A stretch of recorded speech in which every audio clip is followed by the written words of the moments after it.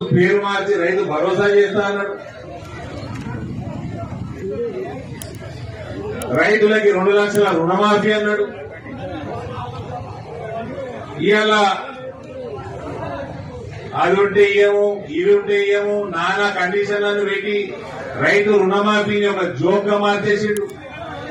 కేవలం 25% రైతులకి రుణమాఫీ చేసి 80% రైతులకి పగడామం పెట్టింది.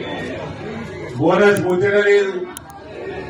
ఇవాళ అతి వర్షాలకు కానీ ప్రకృతి వైపరీత్యాలకు కానీ నష్టపోయిన రైతులకి ఎటువంటి సహాయం లేదు. ఇన్సూరెన్స్, క్రాప్ ఇన్సూరెన్స్ లేదు.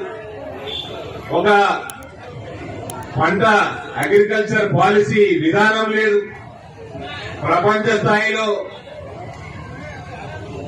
ఇజ్రాయెల్ కానీ అమెరికా కానీ అవన్నీ పోయి చూడాల్సిన అవసరం కూడా లేదు రేవంత్. ఇక్కడ మనకి 20-30 కిలోమీటర్ ఎంత ఉంటుందన్నా గజ్వేల్లో కేసీఆర్ ఫామ్ హౌస్ 50-60 కిలోమీటర్లు ఉంటుందా? ₹1 కోటి సంపాదిస్తున్నాడ. ఎకరానికి ₹1 కోటి సంపాదిస్తున్నాడ.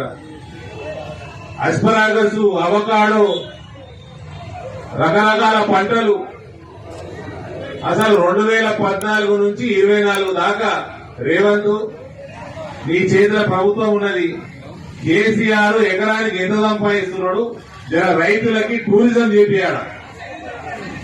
కేసీఆర్ మొదటి విడత ముఖ్యమంత్రి ఉన్నప్పుడు మా అంకాపూర్కి పంపిస్తుండే రైతు డెలిగేషన్ అని. ఇట్లా ఎట్లా చేస్తారు చూడు, అంకాపూర్ వాళ్ళు బ్రహ్మాండమైన వ్యవసాయం చేస్తారని. అది కాస్త ఇప్పుడు రేవంత్ నాకు ఒక సజెషన్, నా రిక్వెస్ట్,